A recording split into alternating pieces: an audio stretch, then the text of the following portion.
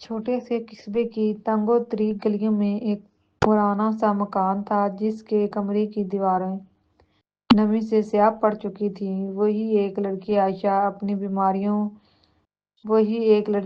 اپنی بیمار ماں کے ساتھ زندگی کے دن کاٹ رہی تھی۔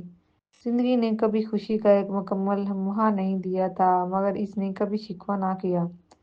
عائشہ کے ہاتھوں میں مہندی کا رنگ کبھی نہ چمکا تھا اور اس کے خوابوں نے کبھی شور نہ مچایا تھا۔ وہ خاموش سی لڑکی تھی جس کے چہرے پر ایک ٹھہری ہوئی مسکراہٹ اور آنکھوں میں کوئی اَنکہی کہانی چھپی تھی۔ روز صبح وہ ماں کے چہرے پر ہاتھ پھیر کر اٹھتی، دعا دیتی اور محلے کے بچوں کو پڑھانے جاتی۔ درس گاہ اس کا واحد ذریعہ معاش تھا، مگر ہر شام جب وہ واپس آتی، ماں کے پاس بیٹھ کر بس ایک سوال کرتی، امی فرحان کب آئے گا؟ ماں خاموش ہو جاتی اور عائشہ کی آنکھیں اس خاموشی میں ایک امید تلاش کرتی۔ فرحان وہی بچپن کا دوست جس کے ساتھ کبھی گلیوں میں پتنگیں اڑائی تھیں، جس کے ساتھ اسکول کی راہیں طے کی تھیں۔ وقت کے ساتھ وہ شہر چلا گیا، مگر عائشہ کی دنیا وہیں ٹھہر گئی۔